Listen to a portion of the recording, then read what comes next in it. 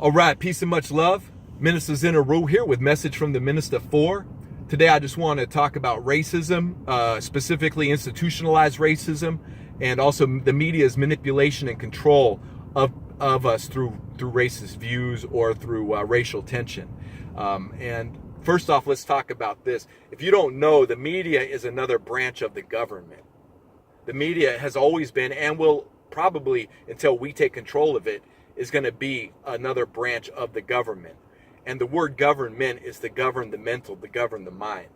So think about this. How does the media, how does the government control our mind? They control it through the media, whether it's print media, whether it's social media, or whether it's just like the plain old news on television media, or even the movies and propaganda through the movies. This is how the government controls our thinking, is through media. So when we have something like that happened in Charlottesville this week, it gets people outraged. Everybody's angry, talking about racism. This is unjust. This is injustice at its highest degree. We see people from the United States flying the Nazi flag, flying the Confederate flag. We see the alt-left and the alt-right, and they're all both outraged, and they're clashing, and they're headbutting. People are driving cars through crowds of people, smashing them down, and everybody's outraged. Everybody's hands are up. No, we will not take this. They're on their social media. This is an outrage. I don't agree with this. Everybody be afraid. Everybody this, everybody that. And the truth is that racism exists way before Charlottesville. Racism, we could see it in America, the United States of America specifically, like in our daily lives. You could just drive around your city and see racism. It may not be sides clashing and white against black and this against that. What you might see is the economic disparity between those of color and those of lighter skin, so-called white folk and so-called black folk. You'll see that economic disparity on display every day. So where's the outrage in that? If you're outraged at a Nazi flag, why are you not outraged at the economic disparity that's taking place? So what I'm saying is, be careful of how the media is manipulating your mind and your emotions. Does racism exist? Yes, it does. Especially in the United States of America. Is institutionalized racism alive and well in the United States of America? Of course it is. 100%. We're at a point we're like at a breaking point right now. Us as a people are in a desperate situation, and we need to get our minds and thinking back and pull that back away from the government, pull that back away from social media, pull that back away from television, start thinking and reacting for ourselves. Here's the thing. If your outer environment controls your emotions, you're in for a world of hurt. That means that you are swayed by the thinking of others. You're swayed by the mental manipulation of others. And if you are swayed by that, then you don't really have your own capacity to think for yourself. If you don't know that you're being mind controlled and mind manipulated by the media, it puts you in the back seat and lets them drive, as opposed to you driving. And this is very important, because if we're ever going to do away with the institution as our ultimate victory over the institution of racism, we're going to have to get our minds back first so we can get our environments back. Because our environment, our outer world, will follow the mind. And really, to get the mind back, we need to follow our spirit. We need to listen to God. God created all of us. God, Great Spirit, created all races. So there's no shame in the color of skin that you're born with. There's no guilt for the color of skin you're born with. Yes, some of our ancestors that are white did some horrendous things. But also, there are people of all different shades and colors in the Middle East right now colonizing, say, Iraq. So, where do we begin and end with this? Where do we really begin and end with this? Now, when I see neo-Nazis, I have a long history of knowing people who are skinheads. I grew up in a town called Antioch, California, and there was skinheads and neo-Nazis who went to our school. There was kids who would tell me that their father was in the Ku Klux Klan or their grandfather was. So I know firsthand that there is real racism in America, that there's an underbelly. But some of them are the biggest losers and wussies you will ever meet. They ain't ready to fight. Like, they'll get together in a group and act like they're tough, but in real life, they're not coming from a place of power. They don't have a powerful ally like God or Great Spirit behind their back. So to be afraid of that, to be afraid of neo-Nazis, that's just media manipulation. That's just an idea trying to manipulate you into fear. So don't be afraid of that. Be cautious, be warned. If somebody's coming at you Like, you either got to fight back or you got to run, if a group of haters is coming at you like that. But I would say for the most part, if you look in our daily lives, the real racism that is happening is because of economic disparity. And why are people not outraged at that economic disparity the same way they are when they see a protest happening? I'll give you an example of this. So like this latest protest or this latest conflict that happened in Charlottesville over the past week. We see these two sides, the alt-left and the alt-right, and they clash together. And everybody's outraged on social media. Everybody is angry, and rightly so. And you go on media and you just see this story being shown over and over and over and over and over again ad nauseum. I mean, it's ridiculous. They'll show this car plowing through people over and over and over again. The same way, like on 9/11, for those who remember, they kept showing the towers falling over and over and over. Picture of bin Laden. Here's our official story. Towers fell over and over. That's mind control right there. They're telling you what to think and how to think, regardless of what side you may be on. And so here's what I'm saying is, say like they went to a KRS-One concert, say like they went to one of the Teacha's concerts, and they saw different races together, party and rock and having a good time. They see hip hop in action. They see everybody there, all economic classes, they're having a good time in peace, love, unity, and safely having fun. And what if they showed that on the media over and over and over again? Would we be having a different conversation right now? Would people be talking about how in 2017, racism is being overcome? Because it actually is. You can go to one of the Teacha shows and see that racism doesn't exist in hip hop. It's the truth. There might be some racist people in hip hop, but I mean, those people will expose themselves and be chased out of town or be educated more accurately and not feel those racial tendencies that they may have had programmed into them when they were a youth. Because no one is born racist. It's an acquired belief system. It's something that parents teach or the media teaches or people who are afraid teach. And really, if you get to the basis of it, it is fear that's motivating people on both sides. They're like, people are afraid. Nobody wants a Nazi government or neo-Nazis running the White House in the United States. Like, nobody wants that. And so people feel afraid of that. And on the same side, like, they're manipulating those people, those white folk who feel that they're at the fringe and the edge. Like, they're watching like, oh, these Muslims are going to come over and take over our country. Oh, there was a black president. And oh, we're losing ground. These poor white folk are easily manipulated. And so they start feeling like, well, we're going to be exterminated next because our ancestors exterminated people. Like, it's pretty wild. They're feeling defensive. And so the media is manipulating and stoking that fire. And there's certain groups and organizations, too, that you may not see in the media, but are putting out pamphlets, putting out videos and things that are stoking that fire of racism. So we've got to be real careful as hip hop and as free people who are not racist, not to feed into that fear. And I'll tell you something on a side note as well, that when we are afraid, it secretes a toxin in our body. It first comes through the adrenal glands as adrenaline, and it's called our fight or flight response.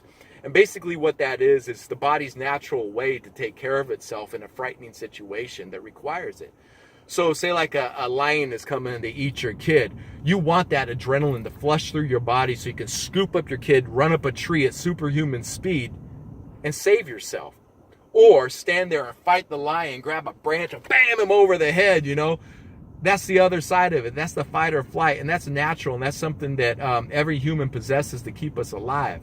But that is what's getting manipulated by the media, specifically when they propagate that fear, when they always put this fear out, whether it's fear of nuclear war with North Korea, whether it's fear of the Russians are hijacking the country, they're going to take over, whether it's fear of all of these refugees that are coming in, they're going to set up a Muslim state in the United States of America and kill every Christian.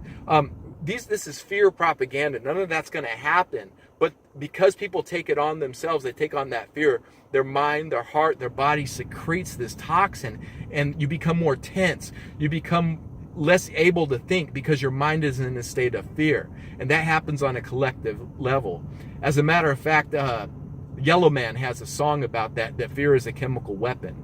And it really is, because that fear propaganda releases that toxins in people's body when they become afraid. And that's chemical warfare. They're manipulating the chemical matrix of your body to release a toxin and live in fear and react in that fear. And people are going out in their daily lives afraid of other people, afraid to talk, afraid to stand up for themselves, afraid to take the next step in life, afraid of this, that, or the other. And you can't let your life be controlled by fear. But we also have to be very alert and ready that there's some real dangers out there, and that real racism does exist, and there's some real people out there who may want to hurt you. So we've got to learn that self-defense. When I was younger, and I said in my last video, I used to take martial arts. Before I took martial arts, I was a small, skinny kid. So, most of the time I'd be afraid that somebody was going to pick on me, want to fight me. And it wasn't until I started studying martial arts and I wasn't afraid anymore. That opened up the possibilities of my life. I would talk to more people. I walked with more confidence. I spoke with more confidence. And I never got in any altercations that I was afraid of happening before I knew martial arts. So that can be applied to the mind too. There's a mental martial arts that's got to take place. You've got to program your mind. You've got to strengthen your mind. And the way to do that is through spiritual overstanding. The body will follow the mind and spirit. The mind will follow the spirit. So some of the ways that I like to do this through meditation, affirmation, prayer, I feed myself powerful information. I feed myself with knowledge. Something like the gospel of hip hop. Something like any of Martin Luther King. If you're feeling afraid right now, if you're feeling triggered by the fear in the media, go listen to the I Have a Dream speech. Go listen to Martin Luther King's speech on Vietnam and the war in Vietnam. Go listen to any of his speeches on the three evils of racism, classism, and I forget the other one, but go listen to Martin Luther King's speeches. That will help your mind settle back into an empowered state. It will give your mind a different perspective from the media. You'll be feeding yourself something nutritious and something healthy, and it will empower you as you walk throughout your day. It's very important. Another great book is A People's History of the United States of America by Howard Zinn. This is another perspective to learn our roots, learn the racist history of America, but also see that black folk, white folk, brown folk, native folk all used to get together, that from the very beginning there are groups of people who work together. Not everybody has been racist. Not every black family came from slavery. Not every white family has slave owners in their history. In fact, you'll see a lot of history of interracial marriage. Think about this. Why was it made illegal for races to get married? It became a law that different races couldn't be married together in certain parts of the United States. Why was that made a law? Because it was happening. That's why it was made a law. And it also upset the power structure. Because if you've got white folk, black folk, brown folk, native folk all joining together, they lose their power structure. They lose their base. The so-called white supremacist power base of America, of the United States, loses its power structure as we people of all shades and colors and backgrounds get together and unite. This is why they spend so much time and money and energy keeping us divided. Because once we come together, we'll just take our shit back. We'll just take it back. Or we'll just keep creating new stuff. All that stuff that they take from us, as the teacher said, we just call that charity. Here, you took all of this from us. Let us just create new. And you can't take this from us no more. We've learned our lessons. This is where hip-hop's at right now. This is where hip-hop comes in. One of the things I'd like to say and address to the so-called white people right now is, first of all, I've got my gospel of hip-hop here, but I just want to show you that, if you look at the pages of these books, this is white. This is the color white. My hand up against this white, you can clearly see that even though people would politically identify me as a white man, you can see that I'm not white. You can see that I'm a light beige. I'm a tan color. If I was this color, I would be dead. Anybody who's this color is dead. You lose all your pigmentation when you die. So, I don't even know if you get this color when you die. I haven't seen a dead body this color before. So, just looking at that. And if, say the teacher was here right now. So, KRS-One was here right now. If he put his hand against my shirt, you would see that he's a dark brown color. He's not a black man.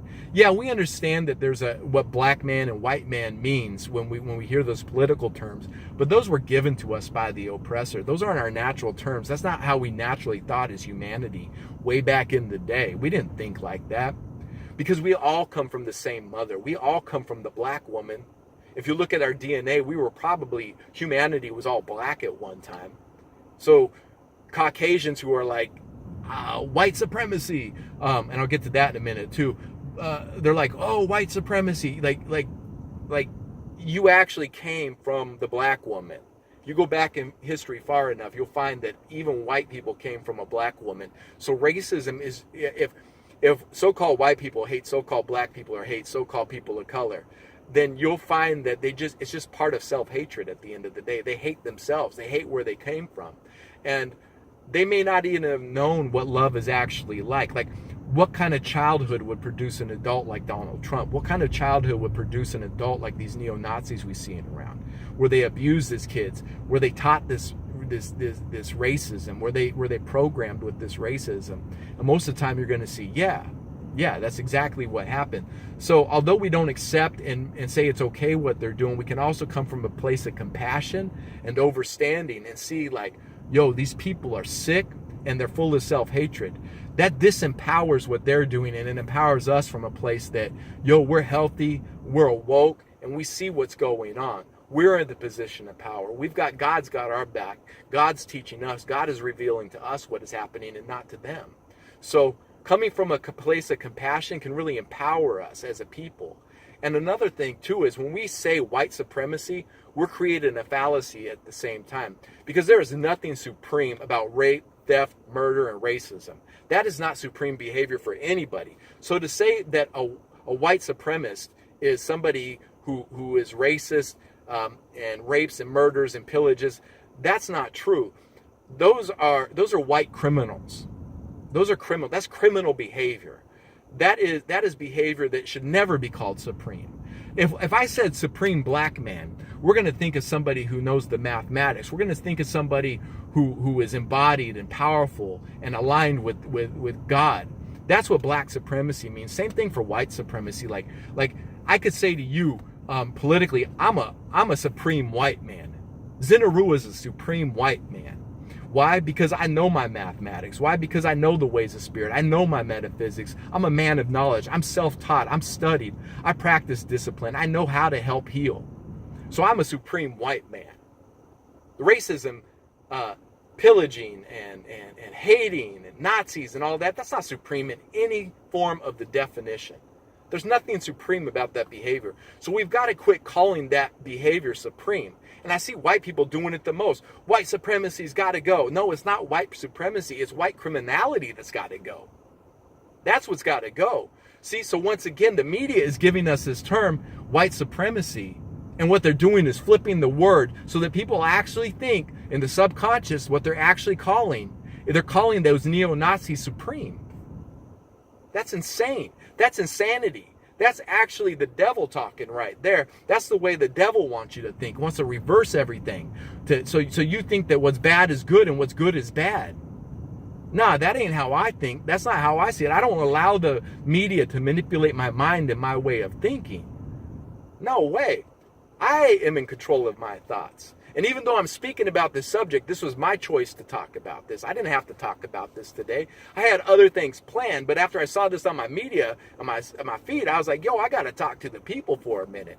Because I'm somebody who comes from a background that my teacher, my very teacher, the person whose authority I submit myself to willfully, from my free will, is a so-called black man. He's KRS-One. What? At the end of the day, I'm a so-called white man getting instruction from a so-called black man. I'm a supreme white man getting instruction from a supreme black man. And that's how it should be.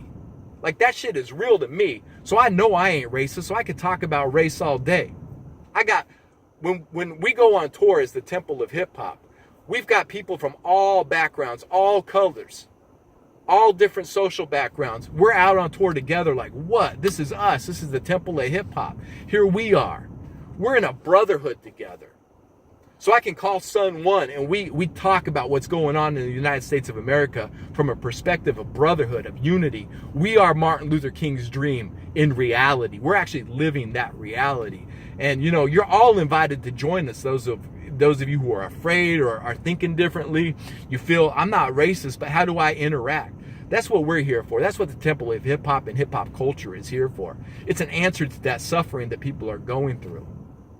Speaking of which, I actually found something in the Gospel of Hip Hop that I wanted to read today. This is from the overstanding, the 18th overstanding, which is the origins of hip hop. And if you go to page 803 and just read paragraph 453, this says it. This is the Teacha KRS-One's writings. He says, "In my view, if we are to truly achieve peace on earth and the end of racial hostility, we are going to have to give up the idea of separate races, which is the root cause of so many social ills. If we can teach our children to identify human beings by the content of their character and not by race or ethnic origin, we may one day look upon racism as we look upon cannibalism or human sacrifice today." That's deep. One day, God willing, if we unite and get this right, in the future, they will see racism the same way we see cannibalism today. Like, can you imagine if you knew there was a cannibal in your neighborhood, how your neighborhood would react? Imagine in the future, that's going to be the same way with racism. I mean, that's the way I look at racism. It's like seeing a cannibal. And it really is. It's a form of spiritual cannibalism, a mental cannibalism. Let me continue. However, we are not there yet. As far as our parents were concerned, their debate focused upon the issues of their time, namely, do we integrate or separate? And all of it was civil rights, but some of us wanted access to what the American mainstream offered, and others of us wanted to build our own thing. So, that's what we're talking about here. It's not what the mainstream is giving us, but building our own thing, building a future where racism is seen the same as cannibalism, and we have to educate. We have to educate our youth to be empowered so they can educate those youth who may be growing up in a racist, hostile society. I've known people who are racist who listen to hip hop who are no longer racist. They've actually said that to me. Like, maybe because I'm white, or actually because I'm so-called white man, white people when I was younger would feel like they could be racist around me and say racist stuff, and I'd let them know, yo, I ain't racist like that.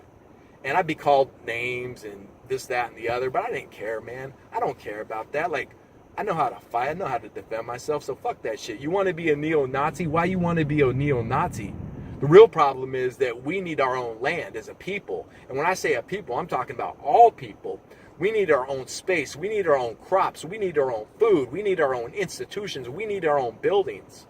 So if we get together and have that and are united under that roof in the future, that means that the racist power system that's in place right now, this economic racist power system, has fallen. So of course they don't want the voice of Martin Luther King out there. They want to silence that voice, and they did. They silenced our king because of his racial views, of his views of racial harmony, and not just as an idea. But if you look at Martin Luther King's, if you look at his marches, if you look at what was going on in his world, that's real talk. He was uniting people together under the same banner. John Brown. Look at John Brown. John Brown died fighting racism. William Lloyd Garrison spoke out against racism. Susan B. Anthony. There are white freedom fighters that you can go back and look historically and say, whoa, there are hundreds of thousands of white people who either died or were injured or were outcast because of the Underground Railroad, because they didn't want to see a divided country. So to say that all white people are racist, man, if you actually believe that, then you're a fool, and you only believe what the media spoon feeds and tells you, and you need to wake up and get on your knowledge. For real. There's so much propaganda out there. And there are groups on the other side who promote that white people are somehow these grafted devils, that all white people are devils. Man, that's some bullshit. If you believe that I'm a grafted devil, like, reach out to me and let's have a conversation. Because I'm a supreme white man. I am God in the flesh. I am a child of the Most High God. I am not the creator of the universe. No, I'm a child of God, and I am learning and I am growing. But my God is my father. My God is my mother. So you can't tell me that I'm a grafted devil. You're a fool if you believe that. For real. You need to wake up, because as long as you believe that, you will still be in a subservient position for the rest of your life. Because as long as you attribute black and white the way that the racist media, the racist power structure in the United States of America is telling you that this is black and this is white, there will always be button up against the head, because you're getting your definition of your humanity from the devil. No, we need to get our definitions for what a human is, what a human being is, from God herself, from God himself. Go directly to the source. And this is how we're going to free our people. This is how we're going to move forward into the future. That's real talk right there. That's real talk. So put yourself in check if you're racist. Put yourself in check. And if you know racist people, don't be afraid to put them into check. Don't put yourself in the harm's way. Like, I ain't getting hit on the head by no racist person. Now, I will fight back, but I'm not going to go to some rally and clash with people intentionally. Let me close on this too about these rallies, because I just saw a meme. I'll post it in the link below, of a picture from The Simpsons where it's called predictive programming. The Simpsons is great at this. You'll see an image that was on The Simpsons years ago, and then see that exact same image on the media in real life. It's not a cartoon anymore. That's called predictive programming. And so what can happen is they know they've stoked these racial tensions. And so one organizer can organize the alt-left, and one organizer can organize the alt-right and have them clash. Where does this money come from? Where does this funding come from? Who pays for the flights for people to fly from Berkeley, California, all the way to Charlottesville to hit somebody over the head with a banner? Who pays for that? Are people working for Uber and Lyft and working at coffee shops and construction jobs? Are people doing that and then paying their hard-earned money to go fight somebody who doesn't believe in the same thing they do? Maybe that's happening. But no, there's another agenda at hand. And as this grows and as we see this, you'll see that hidden hand is going to expose himself, especially if we don't play into its game, especially if we don't play into that devil's game. So check yourself and check what you're reacting to. Check your emotional body. Do your emotions work you, or do you work your emotions? Does your environment work you, or do you work your environment? This is real talk here, because if your emotions are manipulating you, you're basically a puppet, and your emotions are the hand telling you what to do, say, and think. You can't have that. So with my last few minutes, I just want to encourage those out there who want a deeper understanding of this. Grab a copy of the Gospel of Hip Hop. If you got a copy already, read The Overstanding the Promised Land and read The Overstanding the Temple of Hip Hop. This will give you a better, clearer picture about the history of the United States of America. Also get the book, A People's History of the United States of America by Howard Zinn. Even if you don't live in the United States, I can see that most people are talking about this who don't even live in the United States on my newsfeed. So you need to be educated, even if you live in Africa or Europe or Canada or South America or Australia. Grab the A People's History of the United States of America by Howard Zinn. And also the Teacha, our Teacha KRS-One has put out 3 amazing pieces of knowledge called Black History Month 1, 2, and 3, parts 1, 2, and 3. You don't have to be black to read this or to listen to the audio. As a matter of fact, it's for everybody, especially if you hip hop or you're the temple of hip hop. You need to study this over and over again, because in that knowledge, he gives us the knowledge of in history of racism and slavery throughout the United States and beyond. And you'll see that white people have been enslaved. You'll see that Native Americans have been enslaved. You'll see that black folk have been enslaved. And you'll see the true history of slavery. You'll see that it's a means to conquer and divide us, which is a united humanity, which is where we're going in the future. So that's it. 30 minutes knocked out just like that. I just got a lot on my mind. I may do a part 2 if people want more clarity. But I'm going to be talking about some other things soon too, some spiritual tools, some helpful ideas that can help you in your daily life. So fuck racism. It ain't shit. Really, God, love, health, love, awareness of wealth, peace, love, unity, all of those. Safely having fun. Those are the things that we're about. That's what really is going to grow and stomp racism out for good. The love that's in our hearts. And we can defend ourselves with love. A baby mama bear loves her cub. And so she's ready to defend, not because of hatred, but because of love. So as long as we work from that place of love, we'll be more powerful than the hate. Focus and ignore the hate. That's faith. There it is. Peace.